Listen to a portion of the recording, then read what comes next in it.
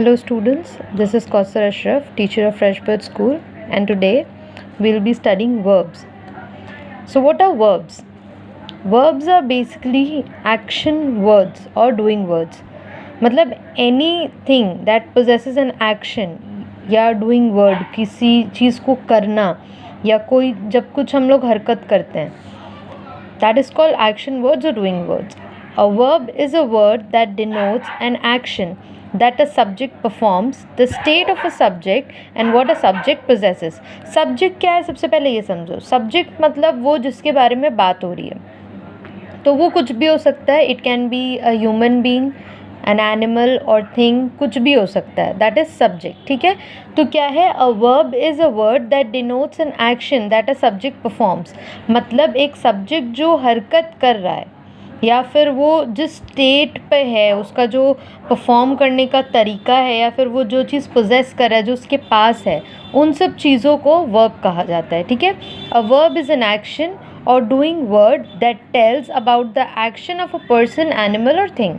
ठीक है. In simple words, verb वो है जो किसी इंसान, जानवर या चीज़ के बारे में हमें उसकी हरकत बताता है, उसकी एक्शन बताता है. So for example, the horse runs fast. ठीक है. Run is a doing an action word here. ठीक है. हॉर्स क्या कर रहा है, तेज़ी से दौड़ता है, तो दैट इज़ एन एक्शन. वो हरकत है, वो कर रहा है, तो that is an action. Then comes Arun is a dancer. Is is also a verb. ठीक है. इज़ अ बीइंग वर्ड, इसके बारे में मैं आगे आपको बताऊंगी. ठीक है. So is also a verb. Then the third example is Sonu has long hairs. Okay. Has is a possessive verb. अब ये पोजेसिव वर्ब भी क्या होता है वो भी मैं आपको बताती हूँ आगे. Being verbs are also verb. It do not express any action. ये कोई एक्शन नहीं बताता. बीइंग वर्ड्स जो है, वर्ब्स जो है, वो कोई एक्शन नहीं बताता है. In fact it tells us that what the subject, that is person, animal और थिंग इज़. मतलब कि जो सब्जेक्ट है, चाहे वो इंसान हो, जानवर हो या चीज़ हो, वो क्या है. ठीक है. ये क्या है उसको बीइंग वर्ब्स जो है बताता है. वो हेल्प करता है हमें सेंटेंस में. जब ये वर्ड्स आते हैं, जो ये बीइंग वर्ड्स है, जब ये आते हैं सेंटेंस में, तो ये हमें ये बताता है कि वो जो सब्जेक्ट है वो क्या है. ठीक है. So some examples of being words are is, am, are, was, were, will, shall, etc. Okay. Then comes possessive verbs. Possessive verbs क्या होते हैं? Possessive verbs are the verbs that tells us what the subject has or possesses. ठीक है. The verbs shows belongingness. मतलब ये जो possessive verbs होते हैं, ये verbs के जो words होते हैं, वो हमें ये बताते हैं कि जो सब्जेक्ट है, that is the animal, person और थिंग, ये जो सब्जेक्ट है ये क्या पोजेस करता है, इसके पास क्या है, या फिर ये किस स्टेट में बात कर रहा है. ठीक है. इट हैज़, हैव और हैड. तो जो चीज़ इसके पास थी वो है, थी, है या थी, या ऐसे कुछ भी सेंटेंस के ऊपर वो डिपेंड करेगा. जब हम सेंटेंस पढ़ेंगे, दैट विल पोजेस कि उसका बिलोंगिंगनेस का स्टेट क्या है. ऑलराइट. सो यहाँ हमें ये समझ में आ गया. Then we further move to different parts of verb. ठीक है. Parts of verb, it is divided into two parts, that is transitive verb and intransitive verbs. ठीक है. तो transitive verbs क्या है, पहले वो पढ़ते हैं. A verb that requires an object to complete the sense of a group of verb is called transitive verbs. ठीक है. Transitive verbs वो है जो एक group of words को मिलाकर, जो एक सेंटेंस बनाने के लिए, सेंस बनाने के लिए, जब हमें किसी एक ऑब्जेक्ट की ज़रूरत पड़ती है, जब एक कंप्लीट सेंटेंस का मतलब बनाने के लिए, जैसे यहाँ पे दिया हुआ है for example the child throws. ठीक है. तो द चाइल्ड थ्रोज व्हाट, जब ये सेंटेंस हम किसी को कहते हैं दैट द चाइल्ड थ्रोज, तो सामने वाला पूछेगा ना कि क्या क्या फेंका उसने, बच्चे ने क्या फेंका है. तो ये एक क्वेश्चन रेज हो जाता है. तो जब यहाँ पे कोई एक ऑब्जेक्ट ऐड अप हो जाएगा, जैसे the child throws a ball, तो बॉल क्या है, ऑब्जेक्ट है. जब वो ऑब्जेक्ट ऐड हो जाएगा, उसको मतलब हम लोग तब कहते हैं, जब जैसे ये तुम्हारा ट्रांजिटिव वर्ब हो गया, जब हमें एक सेंटेंस का कंप्लीट सेंस बनाने के लिए किसी ऑब्जेक्ट की ज़रूरत पड़ जाए जिस भी सेंटेंस में, तो वो सेंटेंस जो है हमारा ट्रांजिटिव वर्ब हो जाता है. The verb that requires an object, एक वर्ब जहाँ पे ऑब्जेक्ट की ज़रूरत पड़े to complete the sense of a group of word, जब पूरा ग्रुप ऑफ वर्ड का कंप्लीट सेंस बनाने के लिए, that is called a transitive verb. ठीक है।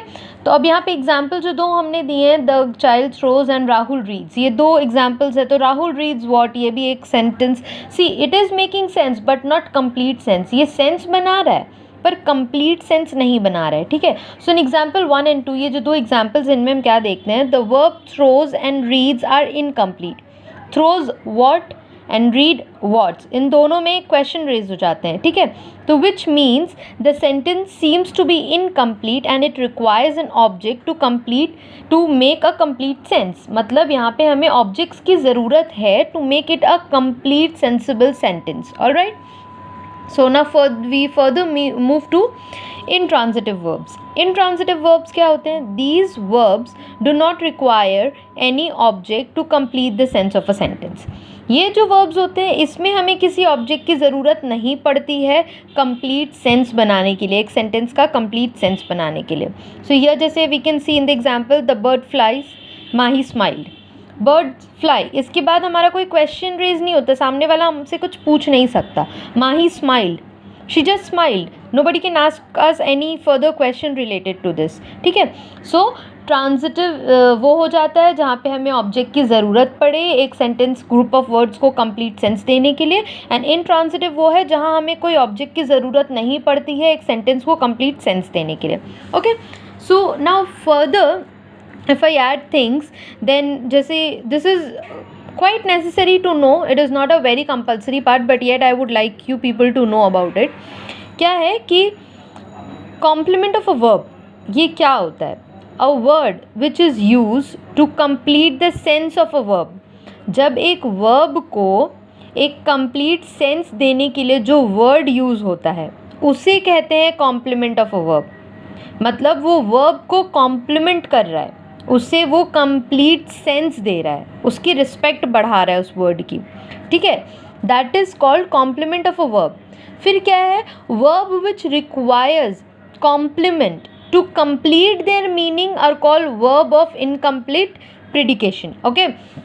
अब यहाँ पे फर्दर ये बता रहे हैं कि वर्ब जो रिक्वायर होता है complement, the word which requires complement, जिस वर्ब को कॉम्प्लीमेंट की ज़रूरत पड़ जाए ताकि वो एक कंप्लीट मीनिंग बन सके, that is called verb of incomplete प्रिडिकेशन।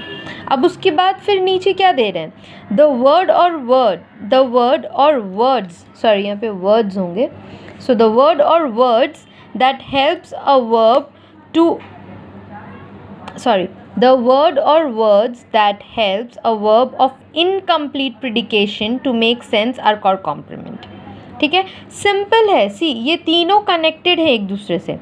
सबसे पहली चीज़ यहाँ पे हमें ये पता चल रही है कि जो वर्ब को हेल्प करता है एक कंप्लीट सेंस बनाने में उसे कहते हैं कॉम्प्लीमेंट ऑफ अ वर्ब, ठीक है। फिर जिस वर्ब को कॉम्प्लीमेंट की ज़रूरत पड़ती है अपनी मीनिंग पूरी करने के लिए उसे क्या कहते हैं, वर्ब ऑफ इनकम्प्लीट प्रिडिकेशन। फिर उसके बाद क्या आ रहा है कि द वर्ड और words that helps a verb, जो भी वर्ड हेल्प करता है वर्ब को इनकम्प्लीट प्रिडिकेशन को कंप्लीट करने के लिए उसे कहते हैं कॉम्प्लीमेंट, ठीक है। तो यहाँ पे जैसे हम दो एग्जाम्पल्स देख सकते हैं कि इनकम्प्लीट और एक complete. Avani was sad, Avani was incomplete है, अवनी वॉज सैड कंप्लीट है। द बॉय सीम्स, और कंप्लीट क्या है, द बॉय सीम्स हैप्पी। ये इनकम्प्लीट प्रेडिकेशन है और ये कंप्लीटेड विथ कॉम्प्लीमेंट है, मतलब अवनी वॉज के बाद ये जो सैड लग गया ना, यहाँ पे सैड इज़ द कॉम्प्लीमेंट, यहाँ पे हैप्पी इज़ द कॉम्प्लीमेंट, और यहाँ पे जो ज़रूरत थी जो इनकम्प्लीट था वो हमें डालना था, तो ये कॉम्प्लीमेंट वर्ड्स हमने डाल के इसे कंप्लीट सेंस बना दिया इस सेंटेंस का। ऑल राइट, आई होप आप लोगों को ये समझ में आया होगा। There are few exercises given in your book, go through your books, go through the examples given in that. Any question, any issues you all have, you all can go through this videos again and again. And books में बहुत अच्छे details में आपको सारी चीज़ें दी हुई हैं, आप उनको अच्छे से पढ़ो, समझो, एग्जाम्पल्स को रीड करो and try solving the exercises would be given you all to do. तो उसके बेसिस पे आप इसकी हेल्प लेकर वो कंप्लीट कर सकते हो। I hope you all have understood the topic. Try to complete exercises. All right, so thank you for today. We are done with this topic. Thank you.